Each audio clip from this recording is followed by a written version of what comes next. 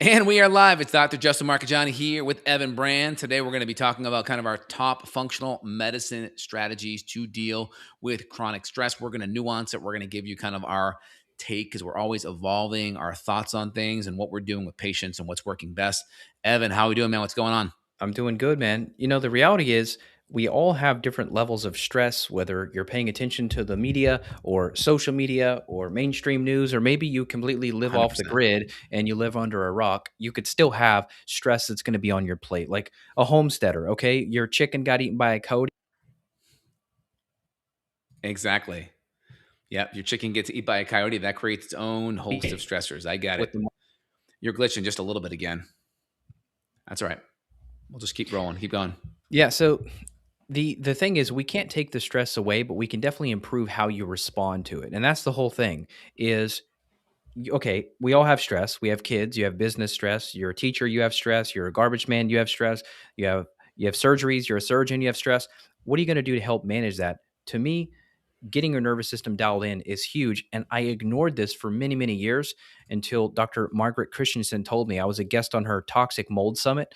And Mhm. she said, Evan, if you don't address your nervous system, you're never going to heal. And I think she was probably right because I was using adaptogenic herbs, but yet I was still physically stuck in fight or flight from the stress of the mold. And so once I was able to get my nervous system under control, I felt much better. I could sleep better. My energy was better. My mood was more stable. So maybe we should dive into the nervous system a little bit. 100%. So let's kind of put something on screen here so you guys can see it to help it make a little bit more sense for you guys. Okay, here we go. There we go. It's coming up here. All right. So first things first, we have our parasympathetic and sympathetic response. Okay. And so parasympathetic, this is going to be our rest and digest over here, right? This is what constricts our pupils, right? So the reason why, like when a cop comes up to you and like flashes a light in your eye, they want to see if you're on drugs because when you have light in your eye, the pupil should actually constrict, right? That's normal. But when you're on like a methamphetamine, guess what? Your pupils stay dilated with light. So that's why people put a light in your eye. That's what they're looking for. Okay. We're stimulating saliva. We're decreasing our heart rate, right? We're having nice open airways, right? We're stimulating digestion, right? We're stimulating enzyme and acid production. And so when we are have our actually on the airways, it's going to be a little bit opposite, right? Because when we're sympathetic, that now our airways are more open because we have to get oxygenation in. We want to be more parasympathetic. If we're running and fighting and fleeing, right now our airways more open. Now our heart rate's higher. Now we're not wanting to do anything with digestion. So saliva is inhibited. Now we're not making as much enzyme and acid. Now we're not breaking down fats. Now our adrenaline's overstimulated. Now our bladder is more relaxed, which is people can defecate and have accidents when they're overly stressed. Now their pupils are more dilated, right? Because we want to allow the maximal amount of light to come in so we can see our predator coming after us. This is what's happening when we're in this chronic fight or flight state. This part of the nervous system is activated and we have less of this. And so we want a more balanced approach. And so real quick, you can see here, here's our vagus nerve here on the back of the brainstem here. It's number 10, vagus nerve. And you can see it's called vagus, literally translates to the wanderer. And if you look at Vegas, right, the wanderer, it comes here and then it literally hits the breathing apparatus, it hits the heart, it hits the stomach, it hits the pancreas here, hits the small intestine, and then it hits the colon. And so anytime we are stressed, we're decreasing vagal tone. That means that we're taking our nervous system, we're activating more sympathetic than parasympathetic. Yeah, the easiest way to do this, have kids. So Yeah. kids, they will lock you in fight or flight because here's the deal, their brains are not fully formed, and so they're going to have a Correct. big breakdown over something small, and then your nervous system, your protector instinct is going to go, okay, let me solve that problem. And so I find most parents deal with this adrenal stress, adrenal burnout more so than, let's say, a 22-year-old who wakes up, takes their time making coffee, slow morning kind of thing. Whatever you can do to build that buffer to replicate your younger self of freedom. If you're back in college or something, you could just sleep in. Like that's actually quite good for you if you can build that into your busy life as an adult. If you can't, then we're going to talk about some strategies and adaptogenic herbs that we can. Exactly. Adaptogenic herbs and everything we can do to kind of really help It- calm down that stress response. That's key. And you were talking about like your kids asking for something or stress. One of the biggest things I find is your kid asks you for this thing, right? And you're like, have this logical answer. Here's why we can't do it. If we eat this thing now, it's going to spoil our appetite. And your mother has this wonderful meal made. We want to make sure we eat this really good meal. But in the end, they're like, but I still want it. And so I'm at the place now with my kids. It's like, no, why? I said so. Like that's it. Because I'll have the best explanation ever and it won't resonate. It won't connect, right? So I That's get right. why the parents were just like, I said so. I get it. I get it now. So Yeah. yeah, that stress thing is an important component. Anything else you wanted to highlight more into that? Yeah, so let's hit the cortisol rhythm. So the cortisol Yes. rhythm is the next thing we're going to be looking at from a functional Right perspective. here. And most people who think they have high cortisol actually don't.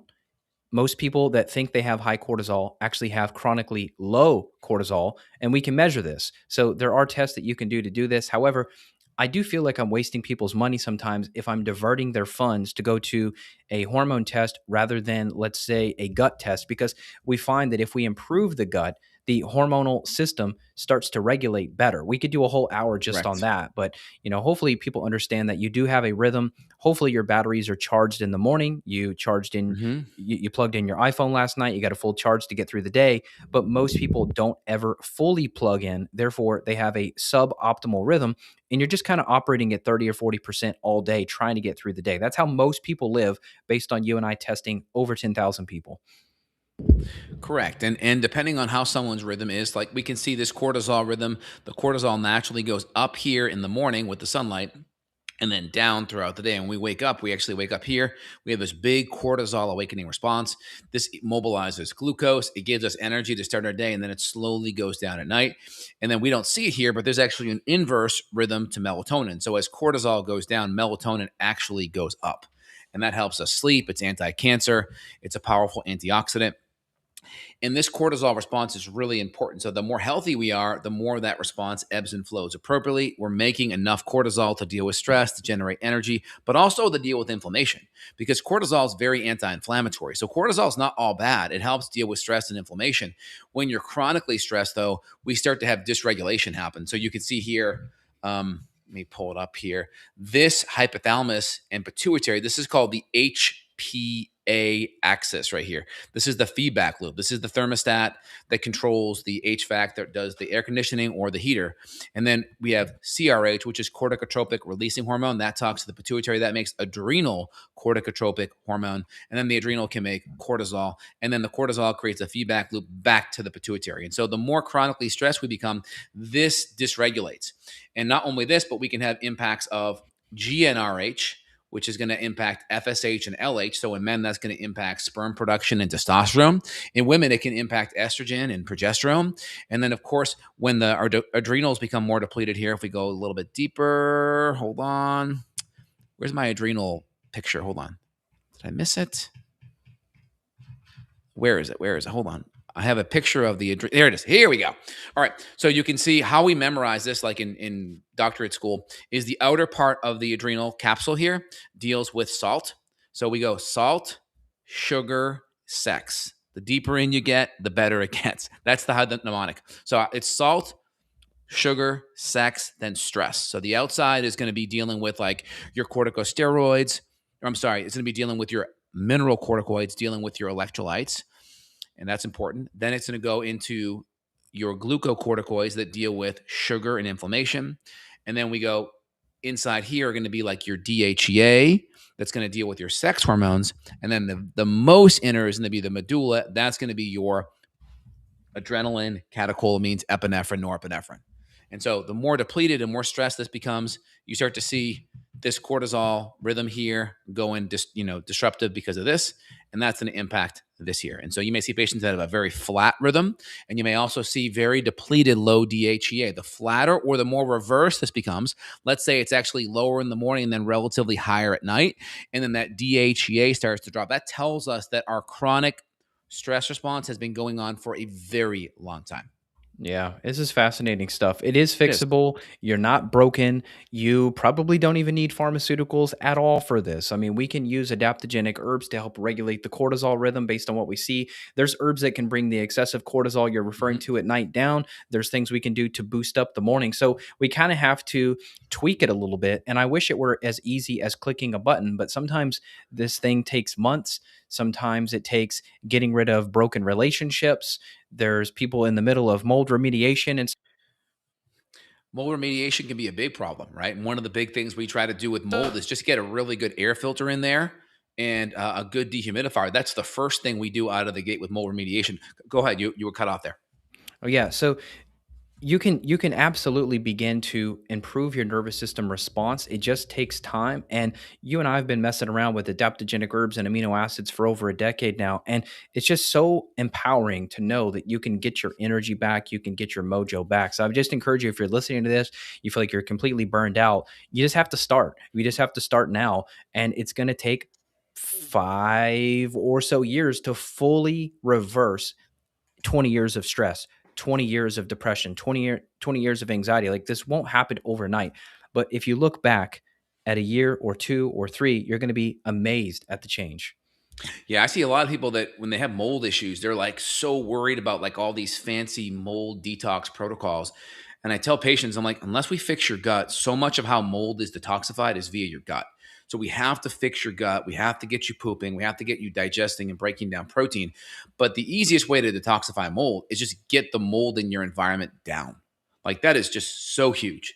And most people, they just going to have mold because they don't have dehumidifiers. They don't have a good air filter. Maybe they can just do some simple fogging.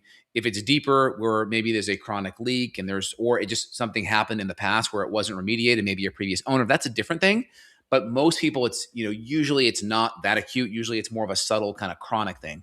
And so we can at least do our best. And I've seen people where they couldn't even get their apartment or home remediated, but because had a landlord that was just kind of a scumlord and didn't want to do anything, but they got dehumidifiers, they got air scrubbers, they fogged, and we ran new petri dishes on it, diagnosed by immunolytics, and like the mold like was gone. Even Nice. though we knew it was still there, it just at least wasn't airborne. Good. So it just Good. shows you can move the needle even if you can't fully address the problem. Yeah. Let's hit some of the adaptogens. Holy basil Yeah. changed my life. Rhodiola changed my life. Where are we at? Ashwagandha Yeah. So changed let's go my down to our life. favorites. Let's go down. So here we go. Go ahead. There's Here's a just there's couple of our just so adaptogens many here. good ones here, and I take these in a blend. So I'll do a little bit of rhodiola, holy basil, ashwagandha. I'll do some cordyceps mushrooms. So I usually take a Mhm. blend in the ballpark of 5 to 7 different botanicals in one blend. So it's not like you have to take literally 5 different bottles. Like, it'd be too overwhelming and expensive. It is. It can be. And I actually just reformulated my Adrenal Revive product. The biggest thing I added to it was cordyceps. It's not like an herb, it's a medicinal mushroom, but it just really bumps athletic performance. It bumps energy. It bumps aerobic capacity. It increases DHEA. So I made that tweak to my product recently just because I've been having some really good benefits myself. And so I just made that adjustment. Love it. Love it. And you'll feel better within a couple of weeks. The goal is to be able to look at your stress in front of you and not get completely frazzled or shut down or burned out or emotional from it. You can look at your stress and go, okay, I can handle that. And in fact, I had a client a few weeks ago say, hey, man, I had a bunch of issues with a Mhm. local hospital taking care of my family. I was involved with, their case at the hospital, just super stressful. He said, normally that would have completely just shut me down. He said, but I powered right through it. And he credited using adaptogens for that. Adaptogens can be very helpful. And then also just with simple stress, I'll have people just draw an Epsom salt foot bath. I can't tell you how much stress relieving that can be. I also saw a podcast of just heat. And I'm like, heck yeah. Like I got my red light heating pad with red light infrared on me. I can't tell you how relaxed just adding heat in, or as I have my hot tub or infrared sauna, I jump in my hot tub 15 minutes. Oh my gosh, the stress reduction that I feel is amazing. So adding in some structured heat or even a structured contrast, I'll go to cold plunge for even just a minute, go back into heat and with heat. I always feel better ending a little bit with heat just because I feel a little bit more looser and limber, but I'll plug in some cold and then go back to heat. I find is really good, especially if I'm more inflamed. The cold's great inflammation, but my muscles just feel more pliable after heat. But adding in a heat element can be just So good. And so a simple thing you can do is get a red light heat mat. I've been moving to more of the red light mats because honestly, I just hate standing in front of my red light box. I just hate it. I'm like, in front of the box, here we are. Versus I can get a mat, a nice big one. I could put it on my sofa and I can like lay down. I could put it on my bed before bed and just kind of meditate and lay on it. And so I just like, I can be more relaxed and more comfortable.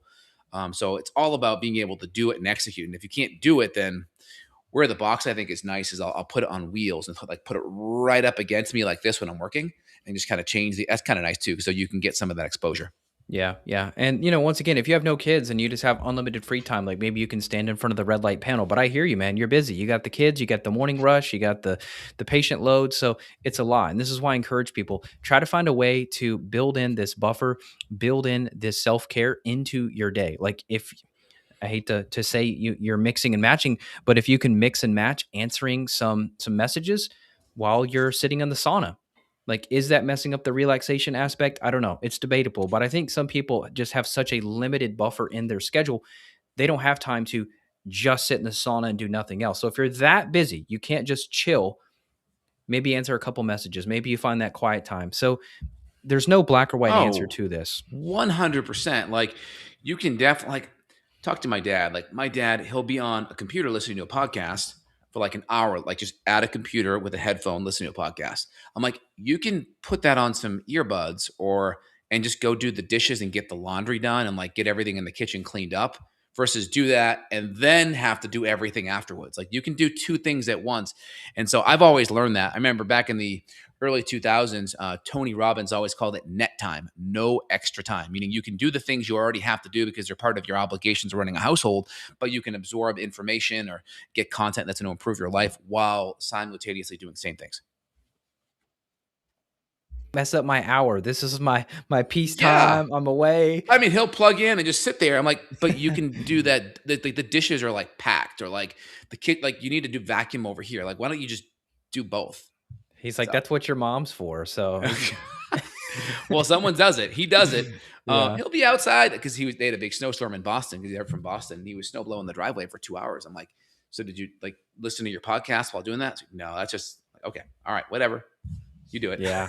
You do you. Yeah, man. Yeah, So yeah, once you get, set in your ways, it's hard to change. But I just encourage people 100%. listening, just be open to this idea. If you were trained on this conventional medical model of don't ask for help unless you're bleeding or dying kind of thing, like don't keep following that model. If you feel that something is off now, you're having trouble sleeping, you're noticing that your pupils look dilated, you feel in your body, you feel like you're stuck in fight or flight, you can start working on some of this now. And you mentioned a gut component. There's absolutely a gut component to this. When I had parasites years ago, I was just kind of stuck in this chronic state of anxiety for no reason. There was nothing wrong. I was just kind of anxious because my system was on high alert because of the gut bug. So I just want to encourage you listening, if you feel stressed, overwhelmed, burned out, anxious, depressed, any of these mood issues that get in the way of you being the best version of yourself, we got to look at the gut. We got to get these nutrients Hmm. dialed in, get the Hmm. adaptogens on board. You will get better.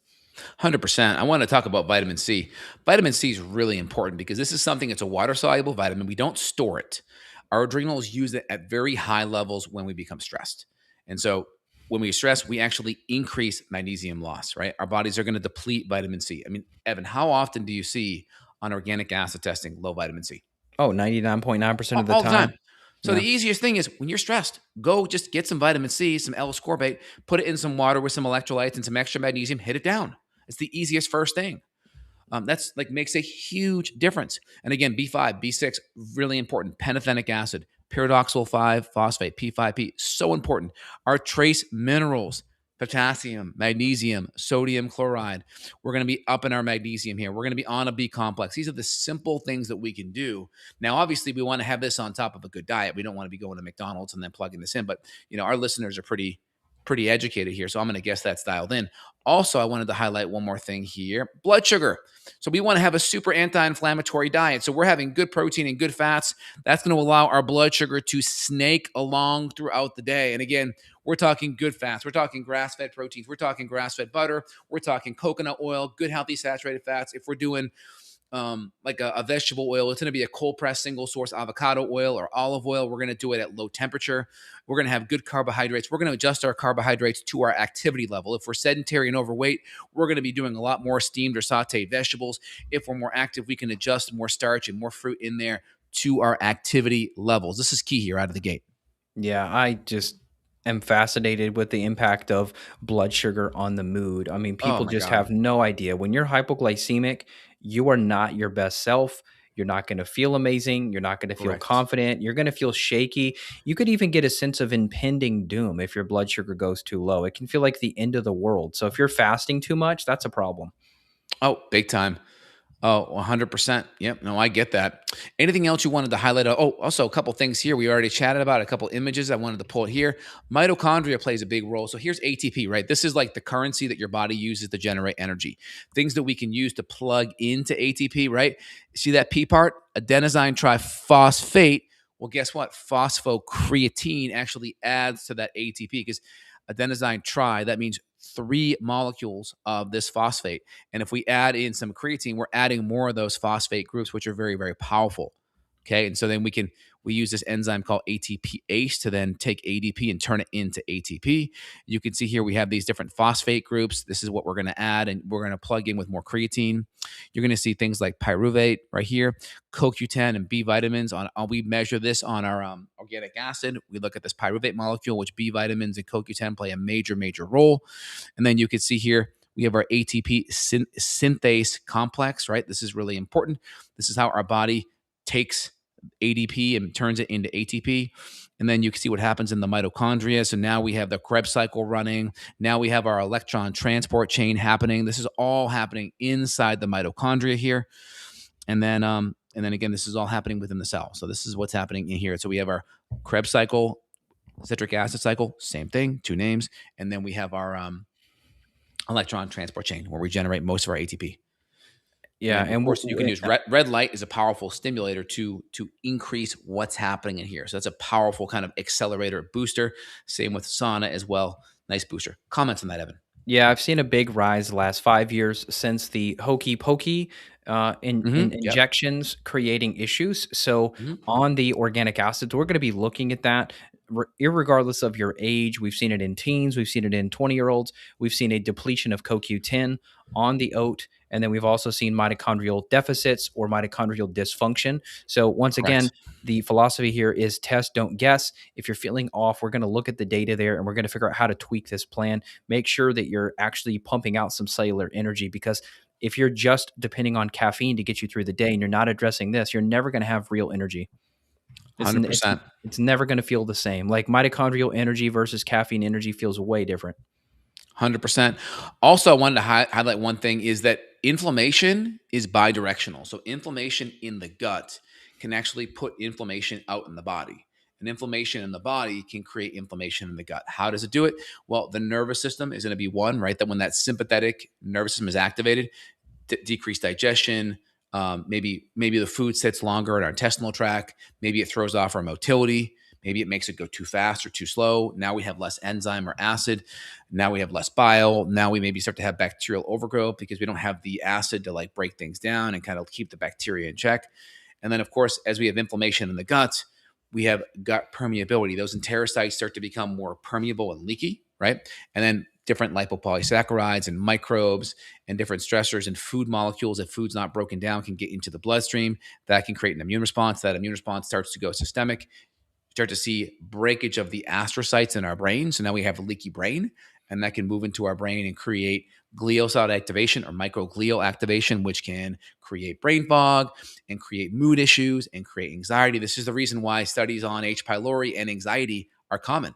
So we know gut stress can easily create mood issues, anxiety issues, depression, and also create brain fog. And this is not a rare problem. I mean, when I look at American society, I'm like, wow, we're really messed up.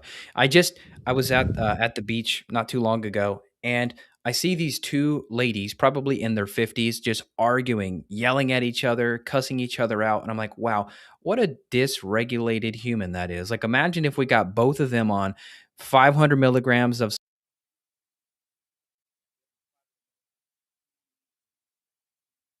500 milligrams of Later, let him magnesium or talk. theanine, what a major difference it would help in their mood, or even just adding in fish oil. I've seen studies where they looked at jails, where they've added in jails or prisons just like a couple doses of fish oil a day, and they saw massive improvements in the violence in the jails.